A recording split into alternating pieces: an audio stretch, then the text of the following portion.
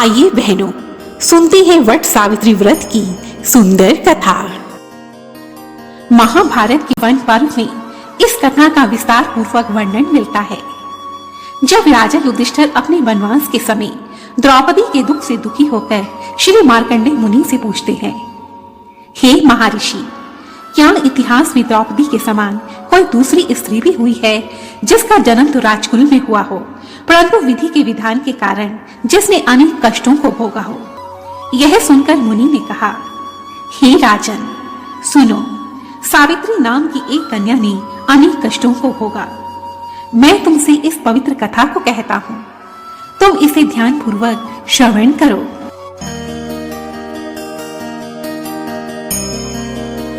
प्राचीन समय में मगध देश में अशुपति नाम की एक प्रतापी राजा थे। वह अत्यंत धर्मात्मा, सत्यवादी और जितेंद्रिय थे। राजा को वैसे तो सभी प्रकार का सुख था, परंतु उन्हें कोई संतान नहीं थी।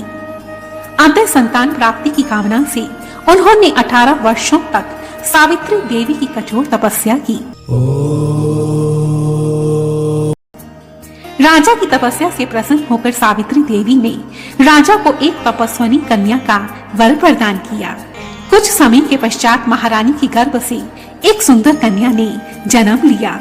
राजा ने प्रसन्न होकर उस कन्या का नाम सावित्री रखा। राजकन्या शुक्ल पक्ष के चंद्रमा की भांति बढ़ने लगी। धीरे धीरे उसने युवावस्था में प्रवेश किया।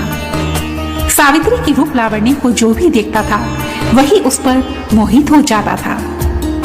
जब राजा के विशेष प्रयास करने पर भी सावित्री की योग्य कोई वर नहीं प्राप्त हुआ, तो उन्होंने एक दिन सावित्री से कहा, बेटी, अब तुम विवाह की योग्य हो गई हो, अतः तुम स्वयं ही अपने लिए एक योग्य वर की तलाश करो। पिता की आज्ञा स्वीकार कर सावित्री योग्य मंत्रियों के साथ स्वर्ण रथ पर बैठकर यात्रा के लिए निकल पड़ी। कुछ दिनों तक ब्रह्म ऋषियों और राज ऋषियों के तपोवनों और तीर्थों में भ्रमण करने के पश्चात वह राजमहल में वापस आ गई। राजमहल में सावित्री ने अपने पिता के साथ देव ऋषि नारद को बैठे देखकर उन दोनों के चरणों में श्रद्धा से प्रणाम किया। महाराजा अशुपति ने सावित्री से उसकी यात्रा का समाचार पूछा। तब सावित्री ने उत्तर दिया, पिताश्री, तपोवन में अपने माता पिता के साथ निवास कर रहे सत्यवान सर्वथा मेरे योग्य हैं, अतः मैंने हृदय से उन्हीं को अपना पति मान लिया है। परंतु सत्यवान का नाम सुनकर नारद जी सहसा चौंक पड़े और बोले, राजन, सावित्री ने बहुत बड़ी भूल कर दी है। सत्यवान के पिता शत्रु द्वारा राज्य से वंचित कर दिए गए हैं। वह वन में तपस्वी जीवन व्यतीत कर रहे हैं और वह नेत्रों से भी अंधे हो चुके हैं। परंतु राजन, सबसे बड़ी कमी तो यह है कि सत्यवान की आयु अब केवल 1 वर्ष ही शेष रह गई है। नारद मुनि की यह बात सुनकर राजा अशुपति बेचैन हो उठे। उन्होंने सावित्री से कहा, पुत्री, अब तुम फिर से यात्रा करो और किसी दूसरे योग्य वर की तलाश करो। परंतु सावित्री ने दृढ़ता से कहा, पिताश्री, सत्यवान चाहे अल्प आयु हो या दीर्घ आयु, मैं तो अब उन्हें ही अपना पति मान चुकी हूँ। जब मैं उन्हें एक बार अपना पति स्वीकार कर चुकी हूँ, तो फिर मैं किसी दूसरे पुरुष का वरण कैसे कर सकती हूँ? सावित्री का निश्चय दृढ़ जानकर राजा अशुपति ने उसका विवाह सत्यवान से कर दिया। सावित्री अपने ससुराल में पति और सास ससुर की सेवा करने लगी। धीरे धीरे वह समय भी आ पहुंचा जब सत्यवान की मृत्यु निश्चित थी। सावित्री ने उससे 4 दिन पहले ही निराहार व्रत रखना आरंभ कर दिया और जब वह दिन आया तो सास ससुर की आज्ञा से सावित्री भी उस दिन पति के साथ वन में लकड़ी लाने के लिए चल पड़ी। वन में सत्यवान एक वट वृक्ष से लकड़ी काटने लगे। अचानक ही वृक्ष से लकड़ी काटते समय सत्यवान के सिर में भयंकर दर्द होने लगा और वह वृक्ष से नीचे उतरकर अपनी पत्नी की गोद में लेट गए। इसी समय सावित्री को काले वस्त्र पहने भयंकर आकृति वाले एक पुरुष दिखाई दिए। वह पुरुष कोई और नहीं बल्कि साक्षात यमराज ही थे। यमराज ने सावित्री से कहा, हे देवी, तुम पतिव्रता स्त्री हो, परंतु तेरे पति की आयु अब समाप्त हो चुकी है, अतः अब मैं इसके प्राण लेने आया हूँ।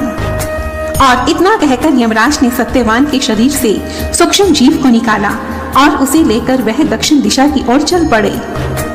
तब सावित्री भी यमराज के पीछे पीछे चलने लगी। यमराज ने सावित्री को समझाने की कोशिश की, पुत्री यही विधि का विधान है, परंतु सावित्री नहीं मानी।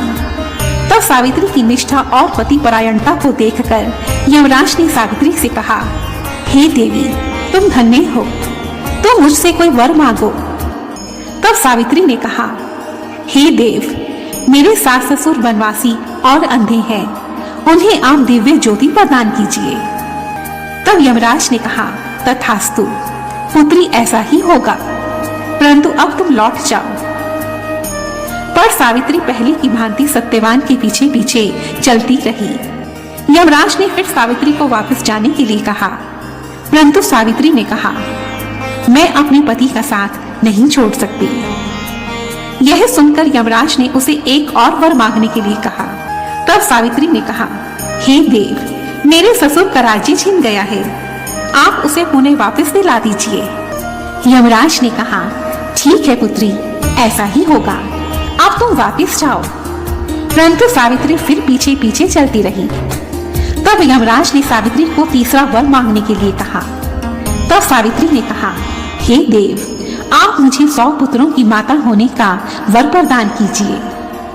और पहले की ही भांति यमराज ने कहा, ठीक है पुत्री, ऐसा ही होगा। यह सुनकर सावित्री ने यमराज से कहा, प्रभु, मैं एक पतिव्रता पत्नी हूँ, आपने मुझे पुत्रवती होने का वर दिया है और आप मेरे पति को साथ लेकर जा रही हैं, फिर बताइए ये कैसे संभव है। तब यमराज सावित्री के पतिव्रत धर्म और बुद्धिमता के समक्ष नतमस्तक हो गए और प्रसन्न होकर उन्होंने सावित्री से कहा, जा पुत्री, मैं तेरे पति के प्राण वापस करता हूँ। और ऐसा कहकर यमराज अंतर ध्यान हो गए। सावित्री प्रसन्नता पूर्वक उस वट वृक्ष पर वापस आई। कुछ ही समय के पश्चात सत्यवान ने अपने नेत्र खोल दिए। दोनों पति पत्नी खुशी खुशी घर वापस आ गए। वहाँ सावित्री के सास ससुर की आंखों की ज्योति वापस आ चुकी थी और कुछ समय के पश्चात उन्हें अपना खोया हुआ राज्य भी वापस प्राप्त हो गया। और इस प्रकार सावित्री ने अपने महान पतिव्रत धर्म, कठोर तपस्या और दृढ़ निश्चय से यमराज से भी अपने पति के प्राण वापस ले लिए। धन्य है माता सावित्री। जय सावित्री माता। वट सावित्री व्रत के दिन इस कथा को श्रवण करने मात्र से सुहागिन स्त्रियों को अखंड सुहाग की प्राप्ति होती है। इसलिए इस दिन प्रेम से इस कथा का श्रवण करना चाहिए। जय माता सावित्री, जय वट वृक्ष की। धन्यवाद। और यदि आपको यह वीडियो पसंद आई है तो प्लीज मुझे कमेंट सेक्शन में जरूर लिखें और मेरी ऐसी ही दूसरी वीडियोस को देखने के लिए रेड कलर के बटन को प्रेस कर मेरे इस चैनल को सब्सक्राइब करें और साथ ही बेल आइकन को भी जरूर दबाएं ताकि मेरी आने वाली सभी वीडियोस की नोटिफिकेशंस आपको टाइम पर मिलती रहे।